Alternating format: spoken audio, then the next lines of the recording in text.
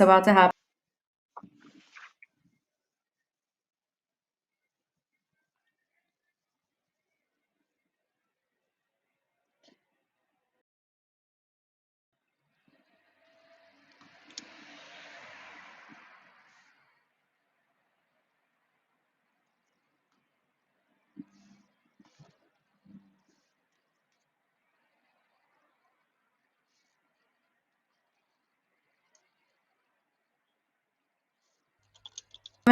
As the hate and the violence continues to happen towards women in London and Atlanta, it creates an awkward space. But we wanted to keep the conversation going, and we wanted to still bring these people together and have some forum where we can have a good discussion. So our hearts go out to all those people who are affected by the awfulness that happened.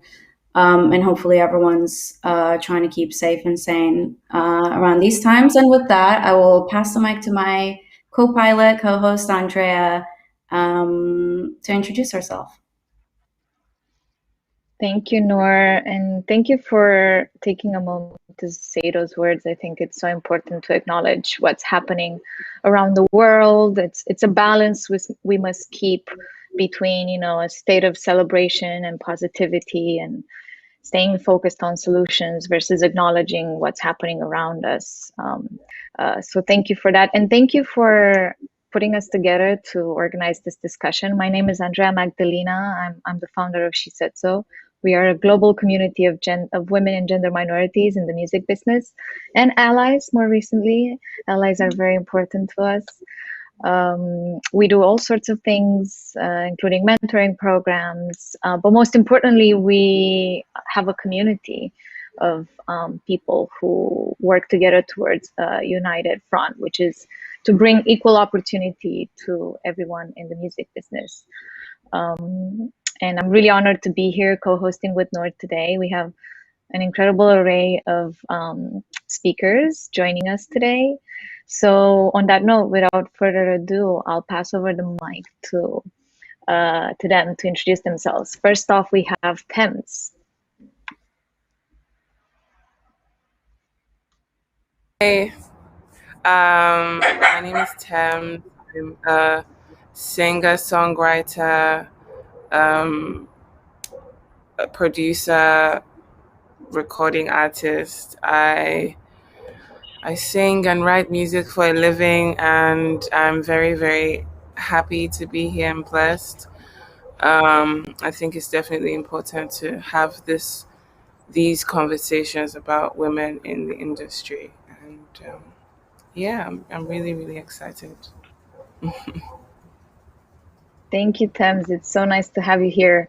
Actually, if anyone wants to add how they're feeling right now, whether that's good or bad, or, you know, just kind of, again, acknowledging how we're all doing, because it's been such an eventful month so far, feel free to throw that in. I'm going to pass it over to Oxy. Hello, my name's Oaksy. I am based in London, and I am the general manager at a newly formed record label called 5 Records, and I'm feeling kind of heavy-hearted and definitely just trying to take time to think about all of the news that's been filtering in over the last couple of weeks. Thank you, Oxy. Over to Jacqueline. Hi, everyone, and thank you for having me. I'm Jackie. I'm the marketing director of the newly formed O207 Def Jam. I'm feeling, I think we're all very kind of tired from the last year, 2 years, but just feeling grateful. I'm healthy, my family are healthy, but glad that we're having this discussion and hope that people can get something out of it today. Wonderful, thank you. Can't wait to learn more about what you've been up to. Everyone, actually. And last but not least, Ali. Hi. Hey, hi, I'm Ali Raymond. I run Beatnik Creative, which is a music management company and boutique record label based in London. And I'm really looking forward to this discussion today, really, kind of, especially from a male perspective. It's I'm really honoured to be asked to be here, and really hear everyone else's sort of perspectives on what's going on. And in terms of the pandemic, I think, yeah, it's been a difficult year, but yeah, it's been the same. Feeling hopeful for the year ahead, and yeah, optimistic. Good stuff. So important to stay positive. And speaking of that, it's actually something I chose to challenge in myself during this time, because there's been some ups, there's been some downs, and I had to constantly remind myself to that everything is temporary, and that we must, what doesn't kill us make us stronger, right? It sounds cheesy, but it stands true today. So it's kind of befitting the fact that this is the theme of the discussion today. It's actually hashtag choose to challenge is the official theme chosen by the International Women's Day organization. So we thought we'd frame the entire discussion today around challenges and how they push us to be better, whether at work or in our personal lives, in our relationships, and internally for ourselves. And so when Noor and I were talking about it, I kind of took a moment to think about it, and I realized that challenging ourselves or challenging someone is truly an option. It's a power that we have, a right that we have, and that we can exercise. We must choose to take action, or else things will just come as they are. The universe will just unfold for us. So I want to throw it out there to the panelists. Anyone who wants to pick up this first question. What's a recent thing that you chose to challenge in yourself or in others? And it doesn't need to be music or career related. For me, it was staying optimistic. Who else wants to add to that? I'll go next. I've been thinking about this a lot, actually. I chose to challenge. I don't know if I chose to challenge or I had to choose to challenge my level of comfort bit with knowing what's going to happen next, or having a planned existence, or things that I have taken for granted. A lot has changed in the last. I'm sure a lot of people can relate to this, but a lot has been taken away from us in the last year, whether it's everyday life, routines, loved ones. And I chose to challenge how I live, being given the fact that everything keeps changing, and then I have to adapt to change very fast. So I think that's one thing that I've learned from this year, is that how flexible, fluid, and adaptable we could be. Unsure if it's a good thing, but definitely a lot of learnings in there that I think I've been doing a lot this year. I think, just to add on to that, I think the same, like choosing to stay positive despite, all the challenges of this year, last year, and just kind of taking it day by day and trying to not be, too hard on ourselves, considering at the moment the world is absolutely upside down. So, yeah, trying to not be too hard on myself. I'd agree with Jacqueline as well. There's two things there as well-being, which I've managed to challenge myself this year, and as Jacqueline said, to not be too hard on yourself. Not to learn 5-6 languages during lockdown, and learn sewing, and learn yoga, and learn all these other things. Just give yourself a break and try and find a peace on the well-being side. But on the professional side, for me, challenge-wise, it was certainly to remind myself to always work with the same people, and to not always work with what I felt was safe, or what I knew and what I know. I always felt I was quite an open-minded person going into the pandemic, but certainly this year, with all the things that have transpired, which again are really exhausting, can be really fatiguing on us, the positive or the silver lining for me is trying to learn from that, and just push myself to not be comfortable in what I know, and try and work with different people, both creatively, really, across my music sort of campaigns. I was just gonna add that I think I've had to really take the time to become like, or try to be at peace with a lot of the time that I have, because I've been pretty good at preoccupying myself with work and being at work events and such, and now it's kind of like having to think about, I guess, like actually what balance looks like a little bit more, which is definitely a new territory for me. To add to that, I think I've just been I've been trying to stay present at all times, like not thinking of the future, not thinking of the past, just enjoying the moment, because I've realized that we actually don't know anything. And anything can happen at any time. So it's just really appreciating the moment and, yeah, just living life. That's That is so beautiful. real. That's definitely something we can relate to. I think staying in the moment. I read a lot about anticipated anxiety at this time. So all we have control over is now, and at this moment is something I've been trying to practice, but miserably failing at probably.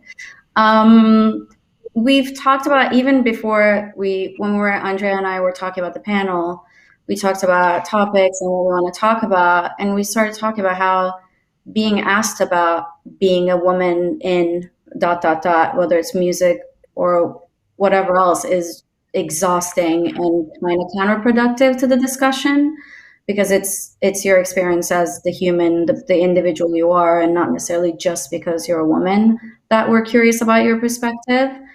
But again, we can't ignore the fact that all that's happened in the world in the past couple of weeks and all of that. So obviously, gender definitely has an influence on how we do things and who we are, and how we shape our. Well, as an artist, I mean, my journey in music in Nigeria has definitely been very long.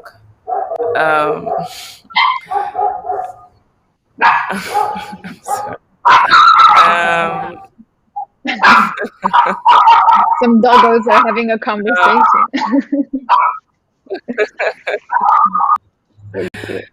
um, oh my God. Yeah, well, I've had a quite a journey, and just the experiences is usually based on how the most people see women in Nigeria and in the world. Nobody ever really took me seriously as a producer or a singer, um, just because it really isn't about, like, people don't really expect women to have passions and, like, ambitions, or, like, I don't know. People don't expect women to take anything seriously, because we have only one job, especially where I'm from. The job is to produce children, and that's it. And so when you're trying to be an artist or a singer, um, even the artist, even it's very male dominated, and so even the artist, I mean, there's no respect. There was no respect, I mean, most of the time. I think you only get respect when, I don't know, when you find your own way somehow, um, in such a way that is just too organic to deny, not everybody's that privileged. Um, and yeah, I mean, just the stereotype of how what women are meant to do just prevents a lot of female artists moving forward. Um, yeah, most people don't take them seriously. And so most of the time they just get left behind or forgotten. And yeah. But the truth is that things are changing. Um, and in my case, I did experience a lot of weird um, encounters and just, people thinking that they have an idea of what I should be or what I should do because I'm a woman. It's like because you're a woman, you have to show skin and you have to be sexy and you have to, do what a woman does, which is just open your your body and um, be a girl and sing about men and love and being heartbroken and wanting the guy to love you. Um, but we go through much more than love, I believe. A lot of us are trying to survive especially when where I come from is it's tough. Yeah, but there is hope. So I'm yeah I'm hopeful. How thank you so much for sharing. Great perspective for a lot of us working in music. How has that changed as you started? I'm so sorry, my dog cannot stop barking. How has that changed as you started traveling and expanding into different regions? I mean, it changed. You know, I mean, I think from when I got out, it started. I think people have just over time, just based on how the world has evolved. Um, I think just based on me, I started producing because I couldn't find anyone to help me. Um, and as a woman, it's just very weird looking for producers. Nobody really, are you joking? Nobody really takes you seriously. But then I started producing myself and I started doing most of the things myself. I managed myself for like the first year and a half of my career. Um, I did most of the things myself. And so even though most times when you take control like that, still people you still fall into like issues, but just because of I don't know, my work was just going, and I kept on pushing, I kept on working, I didn't, and so over time there was this respect that developed just as me being a producer, um because it was like I don't need anybody, and so people like you when you don't need them. And so there was more of a respect thing. And I think moving forward in my career, just with me trying to encourage women, I think I think the conversation has changed now. I think um most people, well, not most people, but there is a growing population that is now aware um, of just like women, and aware of just the environment, and I'm more like it's becoming more conducive to live in. And I only started traveling recently. Things are actually much different over here. um, I don't even though I'm sure it still exists, I know it still exists, I am coming. I feel like there's hope. Yeah. So yeah, that's what I would say. Thank you for sharing that. We're very glad that you didn't give up and you continue to push through. And yeah, you're doing what you're doing now. Yeah.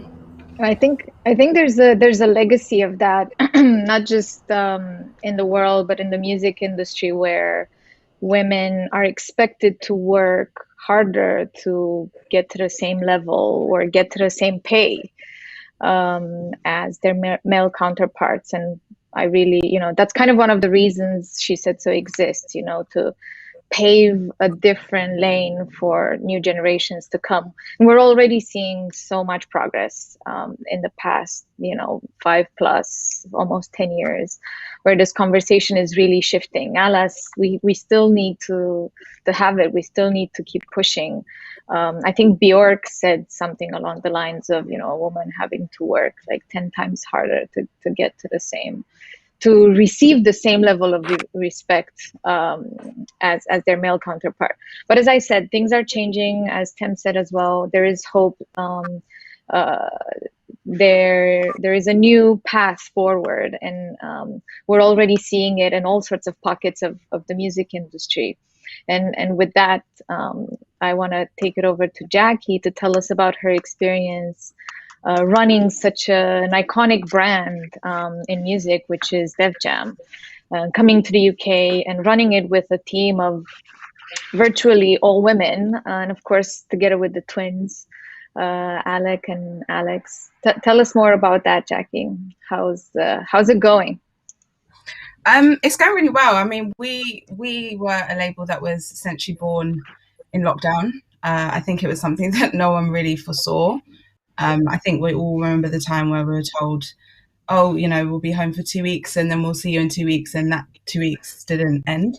So I think there's been challenges, I think, that everyone's kind of had to deal with during this time. But I'm really fortunate that, Alec, who I've worked with for over 5 years, who is the co-president of O207 Def Jam, and Alex, who is the other co-president, I think they were really kind of, when they started hiring the team, they didn't necessarily say, we're going to pick all women. They basically said, we're going to pick the best people for the job, and to be women, which I think is something that I'm really proud to be a part of. I have some incredible colleagues that honestly inspire me every day, but alongside work, we've developed a really good kind of trust and friendship and support group for each other. Because I think, anyone that takes it up in a job, anyone that, starts a new company, and I'm very blessed to, be working with the twins and be a part of, this new company. It's really hard. There's no kind of shortcuts, and it's not plain sailing. And you learn a lot during the process. But I think they had a really good foresight to hire such a kind of strong leadership team full of incredible women, not only, to help run the business with them, but also to help support each other as much as they support us as well. So I've been really fortunate in that sense, to be a part of that. But I don't think it was a case of, we've been hired because we're women. I think we were the best people for the job. So I'm really glad that, it has happened in that way.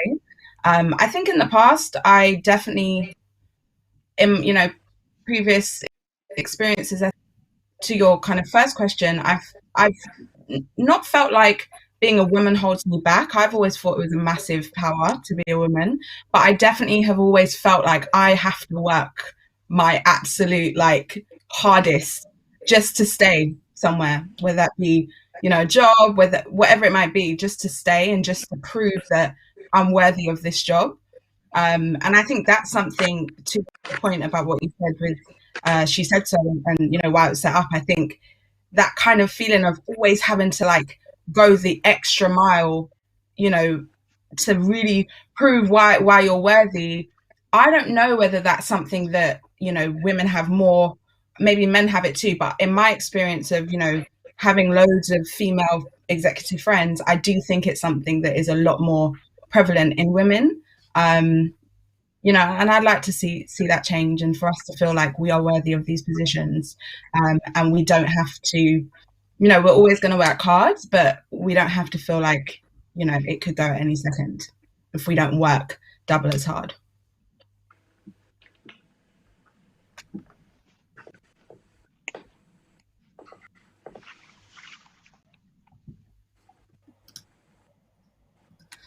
Is Andrea muted?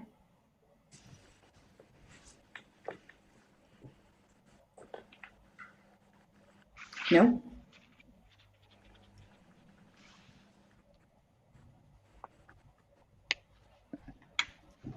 All good. We'll go from there.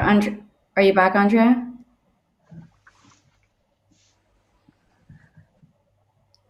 Everyone else can hear me, right? Yeah. Okay, we can only. Is it just me? Okay, great, awesome. I'll continue so Andrea can come back. Oxy, we have a question for you coming from here. You join a newly formed label as a GM, and you join it during the middle of the pandemic, and you're now working on establishing what that looks like and how it works. How has that experience been for you? I think that I'm kind of enjoying feeling uncomfortable in a way. I left my job at Warner Records in like July of last year, not really knowing what I was going to do. And then spoke to Kilo, who informed me of what their plans were with Mo and J5.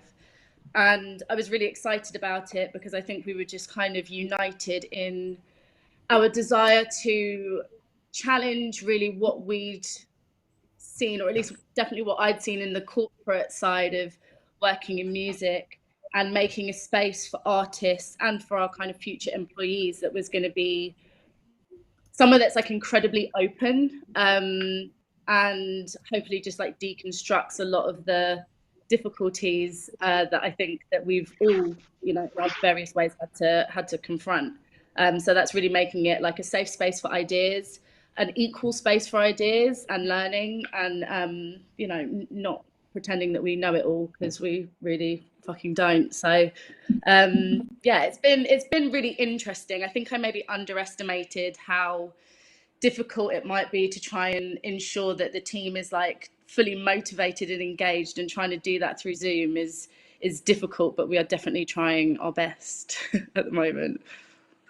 Amazing. And how are you doing it? How are you changing the norms? How are you challenging the way you mentioned, like some of the things that we've all experienced in the music industry? Like, what are some things that you started doing or you're focused on making sure that you guys don't do or do differently with 5K? So I think a lot of it is like attitudinal, if that is a word. Like, I received excellent mentorship from Jen Ivory, who works at Warner. And I think looking at her kind of coaching and empowerment like style of management has been definitely transformative for me, and something that I'm trying my hardest to apply at the moment, but it is all very new. We only had our first release as a team this week, so I'll probably have to sorry, say that again. Today, right? Your first release happened today? Yesterday, sorry. I don't know whether my Amazing. internet is glitching. But we try and meet every day at 11 on on Zoom, and trying not to just talk about work. I find it actually like the most like nourishing meetings, and trying to actually just get to know each other. And also just making it like a judgment-free space, essentially, because it's like I said, none of us know everything. So let's encourage ideas and not shoot down anybody's thoughts or kind of suggestions, really. So yeah, we've been set up on Slack, which is like pretty new to me, by our kind of digital whiz, Kieran. And really, yeah, it's just about trying to communicate. We try and meet up safely when we can. But it is difficult, and I think we're all looking forward to the world opening up so that we can kind of really feel like we're getting started.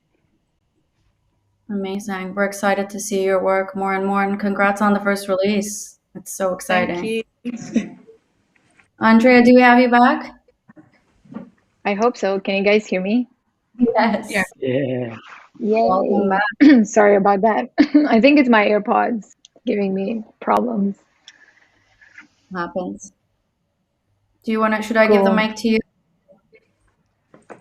Yeah. We just spoke to Oxy. Sorry I missed that. But congrats, Oxy. That's so exciting to be a part of a new label, even if it's happening in these circumstances. You'll definitely have stories to tell. Um, and Noor, I think next up we wanted to talk about internal challenges, because I feel like this discussion could be kind of framed into an internal, external kind of thing. From an internal perspective, in terms of challenging our own internal biases and obstacles that we project onto others, there's also this other side of things, which is the little voice inside our heads that says, we're not good enough. We don't deserve good things. We don't deserve this and that. I know I'm coming from a place where I really had to challenge myself to believe in myself. And dare to dream more, how about you, Noor? Do you have any? I think that's all. I think professional people call this imposter syndrome. Do you Yeah. do you have any tips on how to overcome this? It's something that keeps coming up, and she said so. In every project we do, there's always a time when we need to bring in an expert or a coach or someone like that to help us deal with this feeling, with this imposter syndrome. Yeah, if my friends are watching, they're gonna think I'm losing my mind with this because there was an article about this on Harvard Business Review. If you haven't read it, I'll send it to all of you guys after this.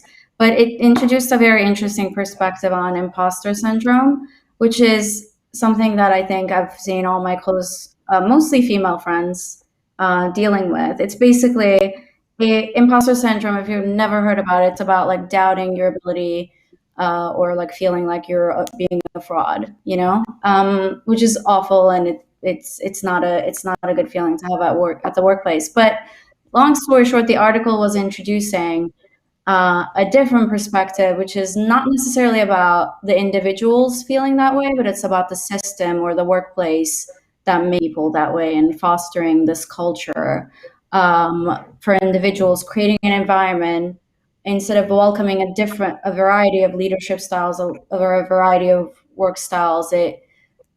Creating a system that it only accommodates a sort of like masculine,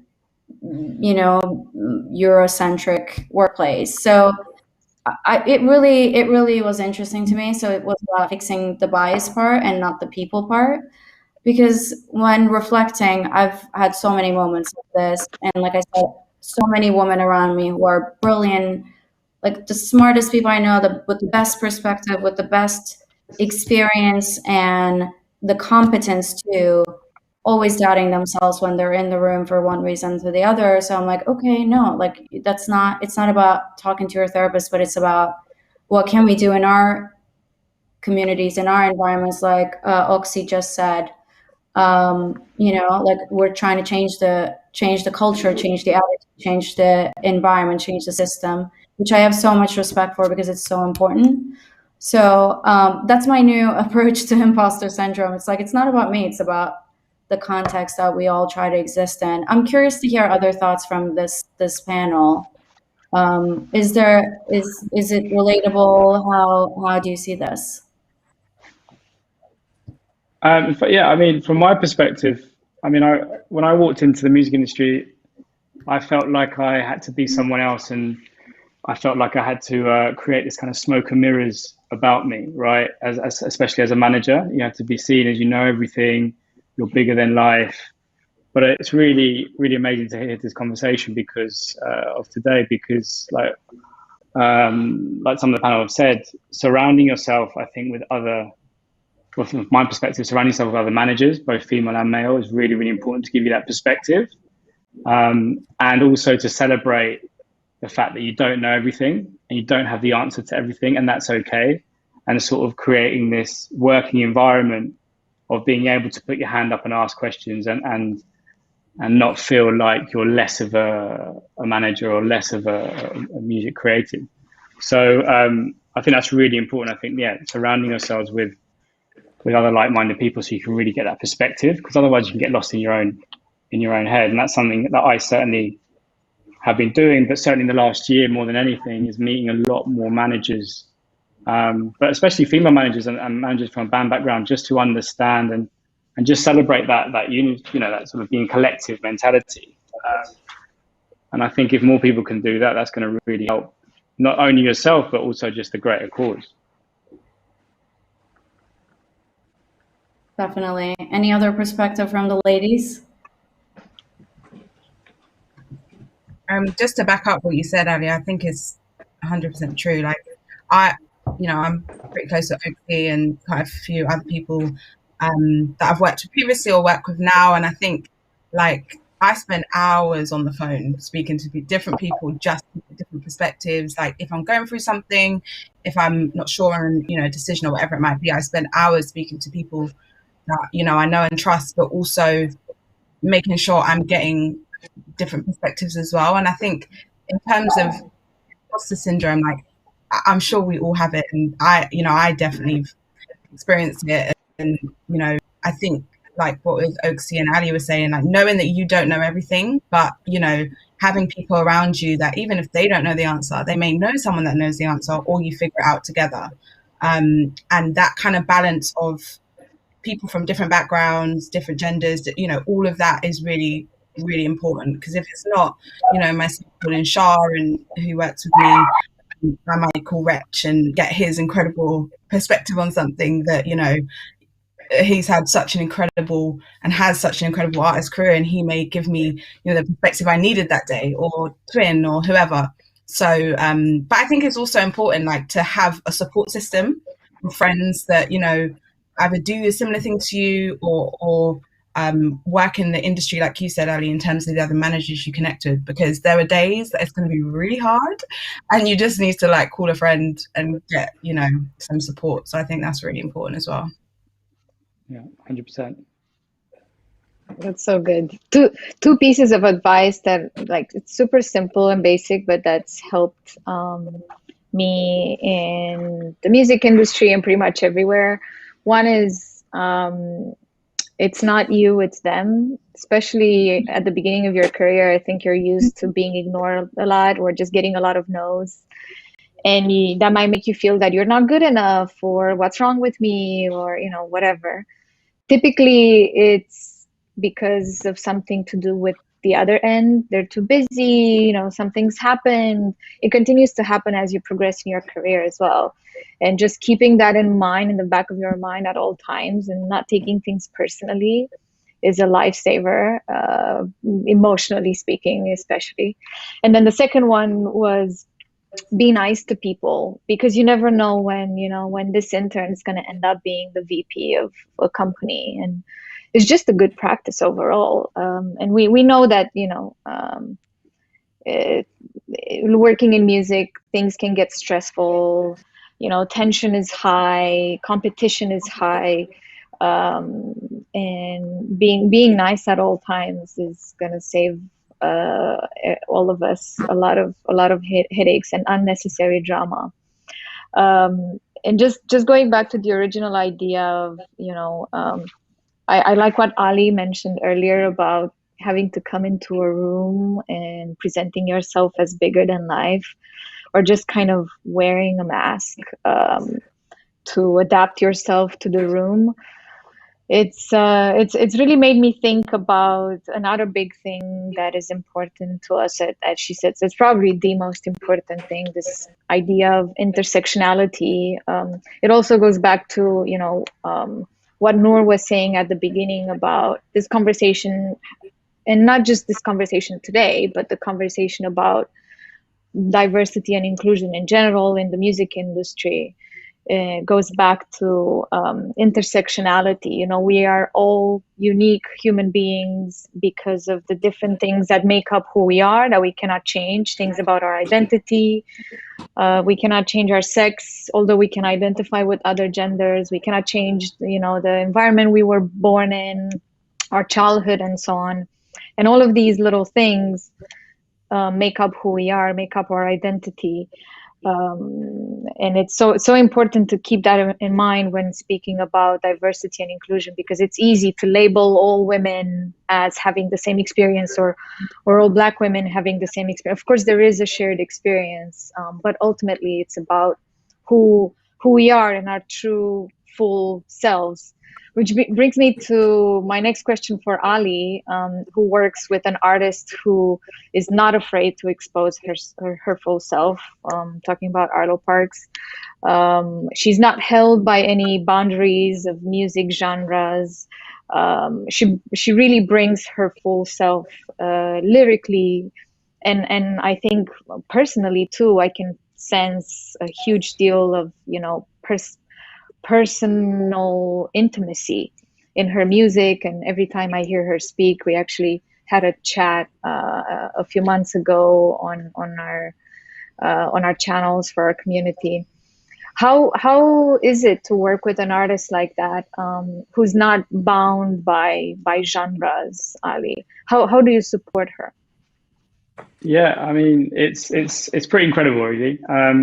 She's in many ways changed my life since I met her when she was 16. I think she's not the first female artist I've managed, but and I also manage another female artist, and I think through all of that process, I've learned so much. And specifically with Arlo Parks, like when we first met at 16, well, not she was 16, I wasn't 16, I'm a bit older than that. I had to question myself because I'd never managed someone that young, and also a female that young, and also a Black female that young, and also bisexual. So it was like lots of questions I had to ask myself, and through working with her, she's given so back. And I think this is something that a lot of people should do, especially male managers, is just listen and try and see things from other perspectives. And I've certainly, through working with her, sort of gauged what her needs are, what her difficulties are, what the things that she's facing, and how she wants to change that perception and change things moving forward. And also just this hope that lives within the younger generation. I think every generation before moans sometimes about the younger generation. They can call them names, and they call them snowflakes, and they call them this and the other. And it's absurd, right? Because they're the generation of change, and they're the ones that are going to come through and keep changing the way that things are done. And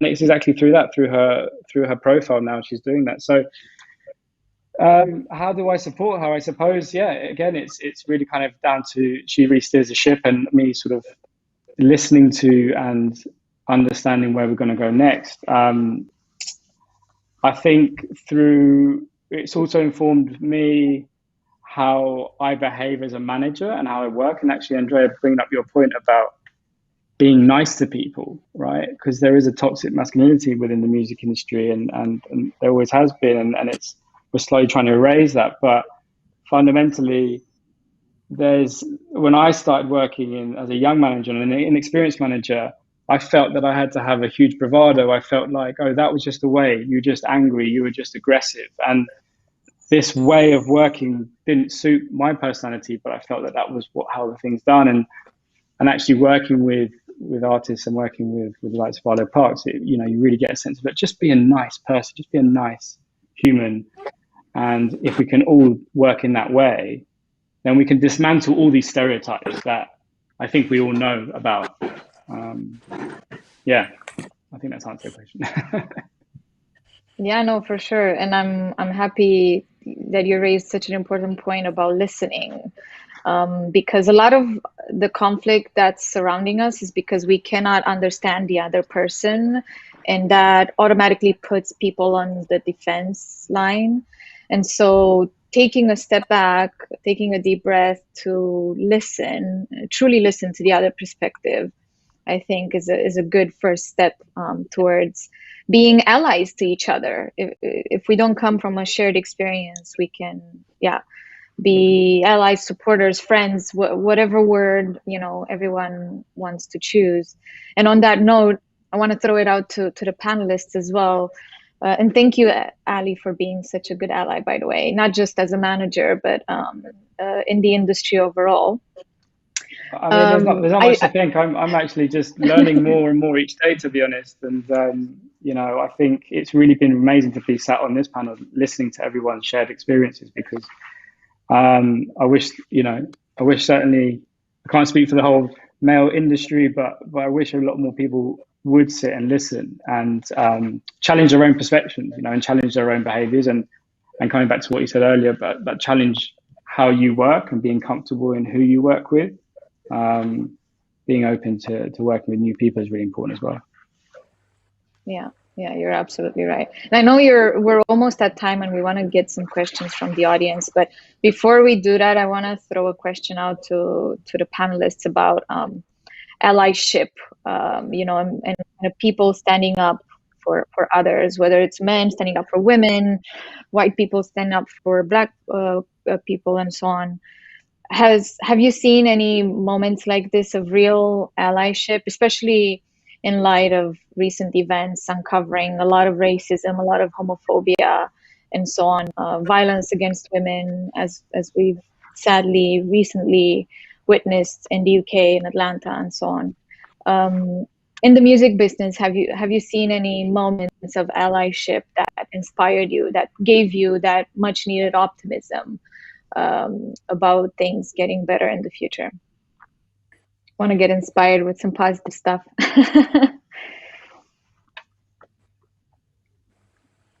I can go. During the summer, as the kind of Black Lives Matter movement came to a fore globally, obviously there was a huge corporate reaction, which was, for me, something that I felt quite detached from. But I think the reality of working in Black music as a woman of colour was incredibly difficult, and I know that the team that I worked with at the time will be able to kind of like attest to the fact that I know everybody was affected, but for the staff of colour, that was like an incredibly difficult time, and we had to confront a lot of ugly truths about working in this industry. But something that I found remarkable and incredibly comforting was the response, more so of like my colleagues than the kind of big like business umbrella. I worked with a woman called Jo Heron, who was kind of formidable actually, and I don't think I really necessarily knew what like an ally was before she just, I don't want to say like kicked into action, because I think she just like is who she is, but her response to, I guess, like trying to have a voice for what our response collectively should be when other people will be very difficult to really, so yeah. For sharing that, Oxy. If anyone wants to add anything, now time. If not, nor should we jump to questions from the audience?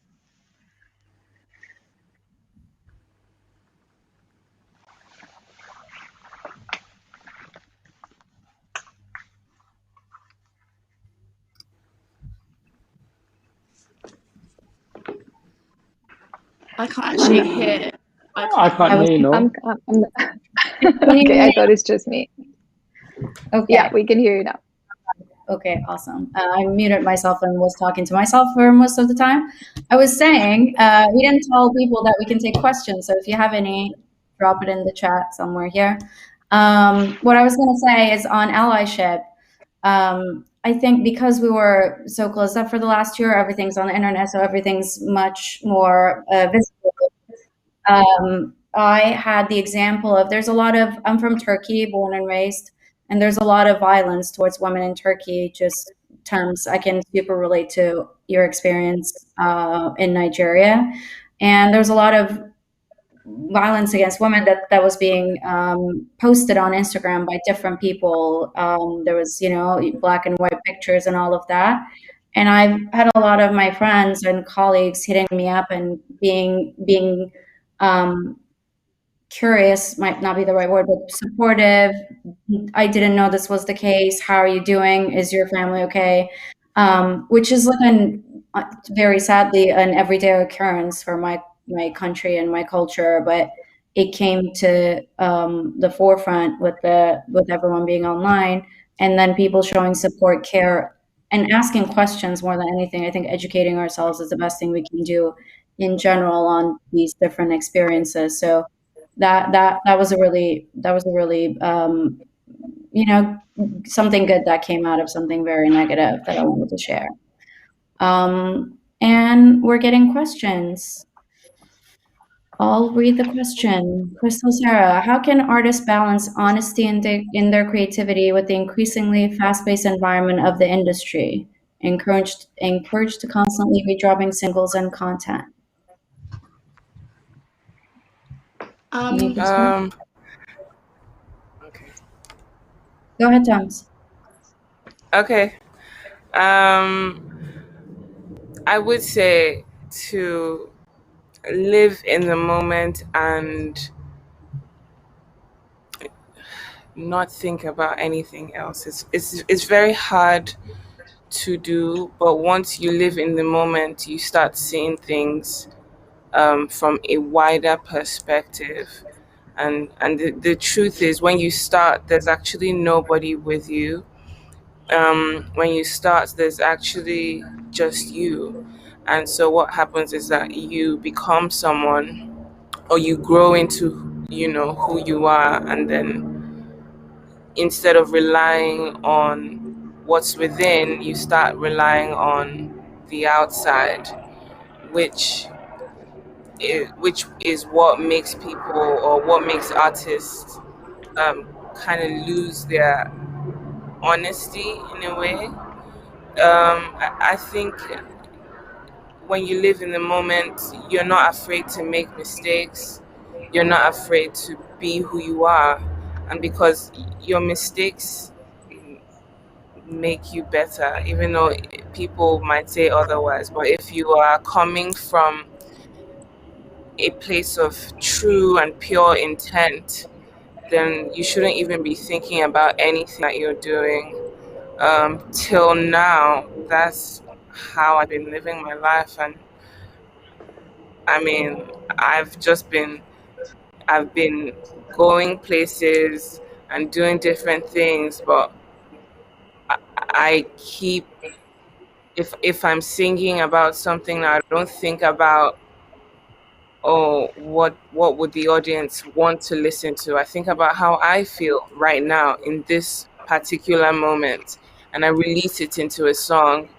And that's how I keep myself honest, just by staying present in the moment.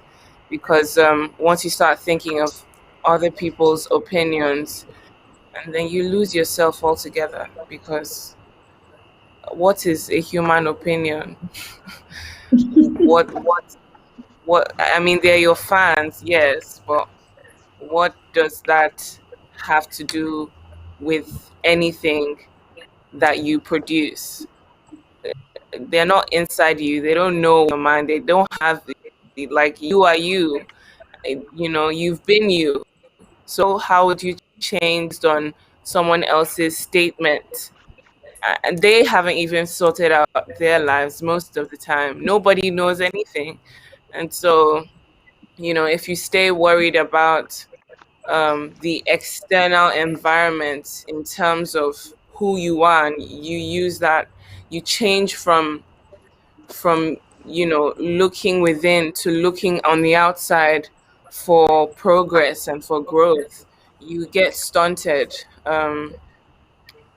Because you no more, you no longer live in the present. You're living in an illusionary future, if that's a word. But it's like, if like it's like someone saying, I would love a song with I would love a mixture of trap, country, and R&B in one song. And you think to yourself, oh wow, this is exactly what I need to do. I mean, it's fine, but at the end of the day, if you're doing it based on somebody else's request, you're not like, you're not a servant. You are an artist. You have to do it based on what's happening inside. And if you do that, based on the external things, then most of the time sometimes it takes a little longer than others, but it always goes down at some point. It's just the when. Um, so yeah, if you're not honest at the start, it's not going to be this. You won't be happy, and you wouldn't have anything to live for. But yeah. Thank you for that. What is a human opinion is something I'm going to carry with me for the rest of my life. Brilliant. Question for everyone from Ree. What's one thing that you've learned or that you do that helps you when you feel demotivated? I can go first. I take a break when I feel tired, exhausted. I think one thing that the industry, or working in the music industry, I used to work in America, so that's a whole different culture in itself. And it's always go, go, go. It's always I hustle when others sleep, that kind of weird cultural statements that I completely disagree with. I think we all need to rest and recharge and take a break. So even if it's a day, half a day, an hour of a walk, when I feel like I can't do it anymore and I can't be inspired or I can't go on, I take a break. And then it helps me keep going and recharge a little. That's so true, Nor, right? Because it's like trying to sleep but you can't sleep. It's like just stop forcing yourself to try and be creative or try and be motivated. Just give yourself that break, right? And walk away from it. Sometimes that's the best option. Yeah. Or I call like a family member or a friend and just like see how they are, see what's going on in their life, and it kind of takes you away for a second from like whatever you're dealing with or something you're struggling with. Perspective too, right? Like family, what matters, what can be solved, Definitely. and it's not the end of the world. Definitely. Call a friend. Call a friend is good. Another question from Yasma. I hope I'm saying your name right. Do you guys believe can the existing toxicity in the industry be overcome? Is being an ally enough? I mean, I can quickly say that like with life, it's a constant learning curve, right? I don't think that we will ever get to a point where all of our problems are fixed. Life will just continue throwing things at you. Some of them will be amazing, some of them will be bad. And the industry overall has some incredible moments and has had over the years as well, in parallel with toxicity and other bad things that surround it. But I do think overall, I think it's actually something I WhatsApp Noor at some point too, that we see all these bad things that are happening around us, and we think that, oh my God, things are just going to hell. I'm gonna try not to swear too much. But overall, I still think as a society, overall, as a global community, and as a global industry, we're making progress. We're getting better.